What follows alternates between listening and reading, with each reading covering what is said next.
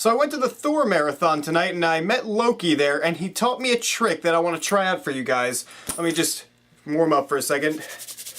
1, 2, 3. Right? Thor: The Dark World is Thor's follow-up to the Avengers. It's his sequel, and he's back on his own, back in Asgard.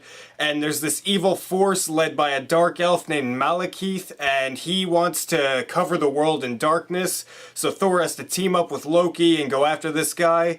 And this movie was a movie I was excited for this movie, and that is the nicest way of putting it without me going into complete fanboy territory. I was very excited for this movie. I thought it looked great. I loved the first Thor. I thought it was a great movie. It was very fun. And I really like the character of Thor, and Loki, of course. Loki is great. So I wanted to see more of this world, and in this movie, you get so much in a fairly short amount of time for this type of movie, because in this movie you have so much to do, because in Asgard, that's spoiling too much, Thor has to go around to different places and fight battles. All the while Loki is imprisoned, and it's just, there's so much ground to cover in this movie, and I think the movie does a good job of doing that. Chris Hemsworth is Thor at this point. I can't see anyone else playing him. I think he's the perfect person to play Thor. He does it so well, and I've liked watching him mature over these movies, going from arrogant to now really wise about a lot of stuff. Tom Hiddleston as Loki is just, he's the best villain Marvel has created in their movies ever, in my opinion. He's so good, and he plays this role so well, and at times he makes you want to root for Loki, because he's just so good at this role, making him conniving, but he's funny at the same time. There's a moment in this movie involving Loki. It's a cameo, and it's one of the best cameos I've ever seen in my life. I was just floored by it. It was fantastic. Natalie Portman's back as well. She does good in the movie. Christopher Eccleston plays Malekith in this movie, and let's talk about him for a second, because I've watched a lot of reviews for this, not many mentioning Malekith, which I think is important to mention, because it's a superhero movie. The villain is a pretty important part of it, but from what people have talked about, I've seen a lot of people say he's the worst villain that they've ever had in this Marvel Cinematic Universe. I mean, did people forget about Iron Man 2? Did people forget about Captain America? Fuck Red Skull. Let's move away from pissing people off who like those movies.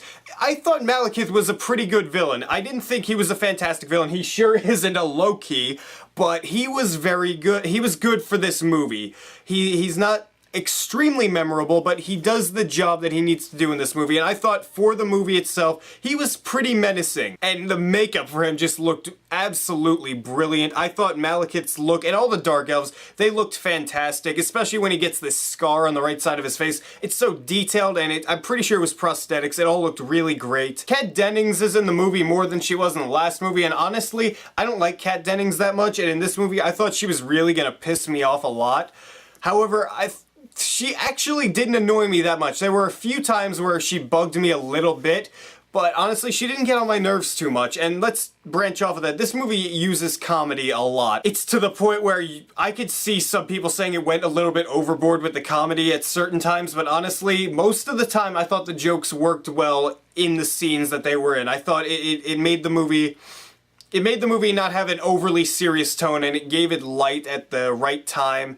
And I really enjoyed the comedy in the movie, especially when Thor goes back to Earth and he has those scenes like he did in the first Thor where he just doesn't really understand what's going on. It's really funny. Alan Taylor directed this movie, and he has directed some episodes of Game of Thrones and some of the best episodes of Game of Thrones, and I was really excited to see that because I wanted to see him bring that Game of Thrones type stuff to this movie, and I thought he did a great job in this movie. He directed this movie so well.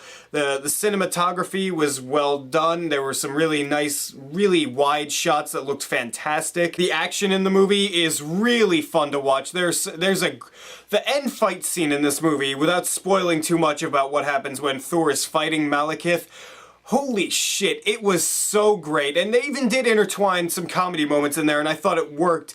But the action itself was just so great to watch. It was so cool. It's definitely the second best final fight scene any Marvel movie has had so far, save for the Avengers.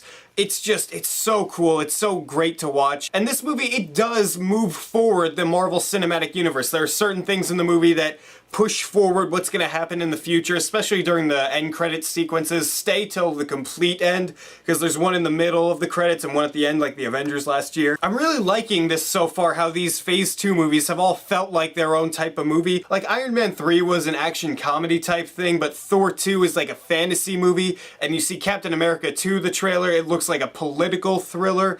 I can't wait, because these movies have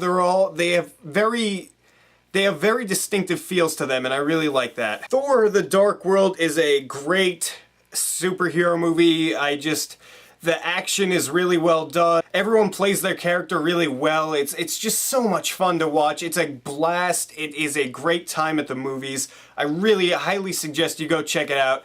You know, Kat Dennings bugged me a little bit, but honestly, I'm giving Thor: The Dark World an A+. It's just so great. It's such a fun time to watch. I can't wait to go see this movie multiple more times in the theaters. It was just... go see this movie. So I'm gonna have a spoiler review for this movie up either tomorrow, Friday, or tomorrow, which will be Friday, or Saturday, sometime soon. That will be up soon, so look forward to that. You don't have to. What'd you guys think of Thor 2? Did you enjoy it? Did you not enjoy it? What did you think of Malekith as a villain? Did you like Thor 1 or Thor 2 more? I like Thor 2 more, even though I still love Thor 1. Write your beautiful comments down there and tell me what you think. And if you like this video, hit that subscribe button down there, because if you don't, YouTube's gonna change the comments again, so you can't even comment on my video, and I look like a fucking fool.